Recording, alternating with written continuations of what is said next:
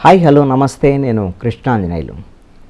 ముఖ్యమంత్రి చంద్రబాబు నాయుడు కలెక్టర్ల సమావేశం సందర్భంగా కొన్ని ఆసక్తికరమైనటువంటి కామెంట్స్ చేశారు. తనని మళ్ళీ 1995 నాటి ముఖ్యమంత్రిని చూస్తారు అని స్పష్టం చేశారు. ఇది సరదాగా మాట్లాడినప్పుడు కూడా చాలా సీరియస్గానే ఆయన వాళ్ళకి ఈ అంశం ఏం చెప్పారు. 1995లో చంద్రబాబు నాయుడు ముఖ్యమంత్రిగా బాధ్యతలు తీసుకున్న తర్వాత, అంటే ఎన్టీ రామారావు దగ్గర నుంచి 1994లో తెలుగుదేశం పార్టీ ఘన విజయం సాధించింది. ఆ తర్వాత టీడీపీలో అంతర్గతమైనటువంటి సంక్షోభము, ఆ నేపథ్యంలో ఎన్టీ రామారావుని గద్దె దించి చంద్రబాబు నాయుడిని ఎమ్మెల్యేలందరూ ఎన్నుకోవటం, ముఖ్యమంత్రి కావటం. ఆయన ముఖ్యమంత్రి అయిన తర్వాత కొత్త ఒరవడికి ఆయన శ్రీకారాలు చుట్టాడు పాలనాపరమైనటువంటి అంశాల మీద.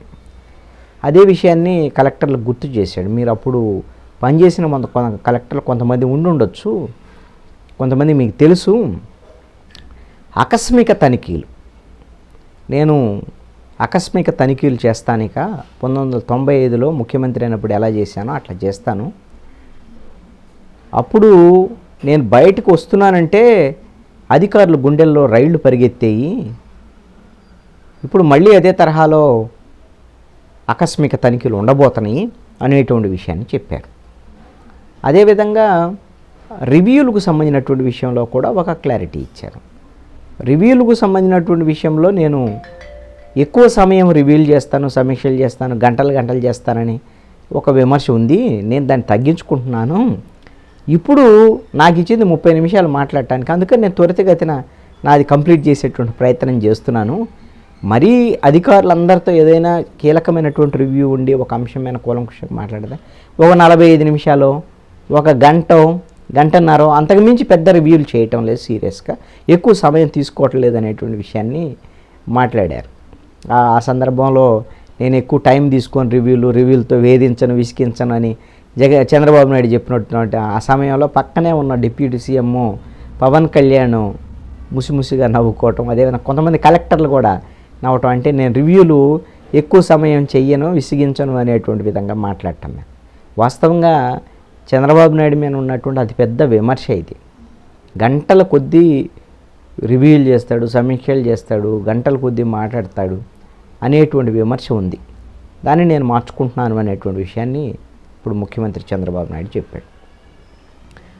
ఆకస్మిక తనిఖీల వల్ల మెరుగైనటువంటి సేవలు ప్రజలకు అందుతాయి. ఆ విషయంలో అధికారులు మిమ్మల్ని వేధిస్తున్నామని భావించాల్సినటువంటి ఇది కాదు. అప్పుడు అనుకునేటువంటి వాళ్ళు మమ్మల్ని బాగా వేధిస్తున్నాడు, ఇబ్బందులకు గురి చేస్తున్నాడు అని అధికారులు కూడా కొంత ఆందోళనకు గురయ్యేవాళ్ళు. ఇది కరెక్ట్ కాదు. మనము ఒక కలెక్టివ్ మైండ్తో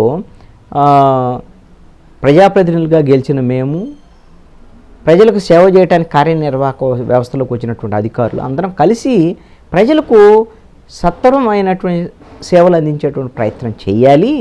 అందుకు నా ఆకస్మిక తనిఖీలు ఉంటాయి అనేటువంటి విషయాన్ని చెప్పారు.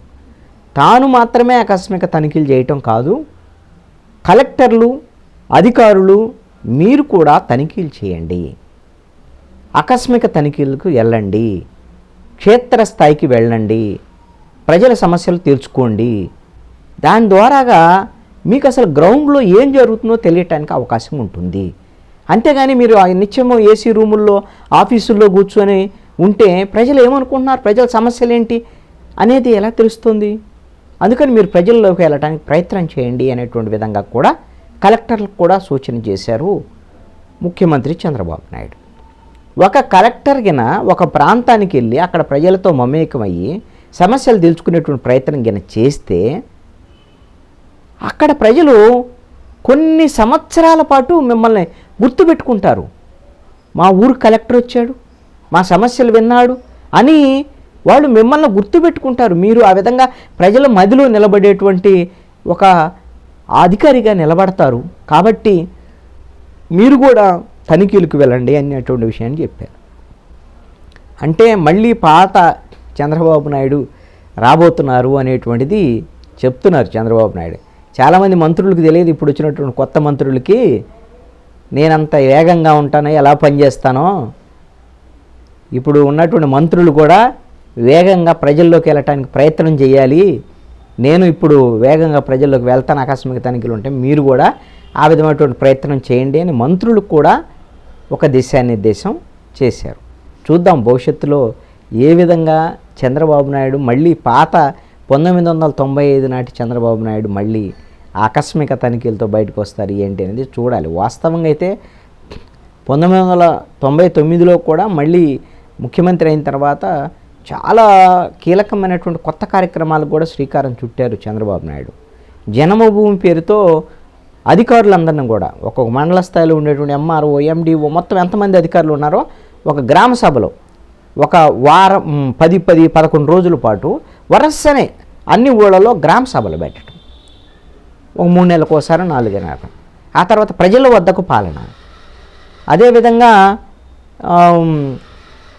సేవా కార్యక్రమాలకు సంబంధించినటువంటి కార్యక్రమాలు, ఇవన్నీ కూడా కొన్ని కార్యక్రమాలని జనభూమి పేరుతో ఆయా ప్రాంతాల నుంచి ఇతర ప్రాంతాలకి, ఇతర దేశాలకు వెళ్ళి అభివృద్ధి చెందినటువంటి వాళ్ళు ఆర్థికంగా వాళ్ళు ఆ ప్రాంతంలో డెవలప్మెంట్కి ఎలా సహకరించాలి ఏంటి అనేటువంటి దాని మీద ఒక జన్మభూమి కార్యక్రమం, దానికి కూడా అది ఒక రకమైనటువంటి కార్యక్రమానికి కూడా శ్రీకారం చుట్టారు. శ్రమదానము కార్యక్రమం, ఇవన్నిటి ఇప్పుడు స్వచ్ఛ భారత్ పేరుతో కేంద్ర ప్రభుత్వం తీసుకొచ్చినటువంటి ఈ కార్యక్రమం ఏదైతే ఉందో నరేంద్ర మోడీ వచ్చిన తర్వాత చంద్రబాబు నాయుడు ఎప్పుడూ శ్రమదానం కార్యక్రమాన్ని తీసుకొచ్చాడు. శుభ్రం పాఠశాలల దగ్గర, ఆసుపత్రుల దగ్గర ఇలాంటి అనేకమైనటువంటి కొత్త కార్యక్రమాలను ఆయన తీసుకొని ప్రజల్లోకి దగ్గర అయ్యేటువంటి ప్రయత్నం చేశారు. అయితే చంద్రబాబు నాయుడు ఆ విధంగా ప్రజల్లోకి వెళ్ళటం, అధికారులందరూ ప్రజల్లోకి వెళ్ళాలంటాం, ప్రజల దగ్గరకే పాలన తీసుకెళ్లే ప్రయత్నం చేయటం, ఇవన్నీ కూడా అప్పుడు అధికారుల్లో కొంత తీవ్రమైన వ్యతిరేకత వచ్చింది. అందుకనే 2014 ఎన్నికలకు ముందు 2012 నుంచి ఆయన అనేక సందర్భాల్లో కూడా నేను అధికారులు ఇబ్బంది పెట్టను, వేధింపులు గురి చేయను, నేను మారినటువంటి చంద్రబాబు నాయుడు అని చెప్పుకున్నారు.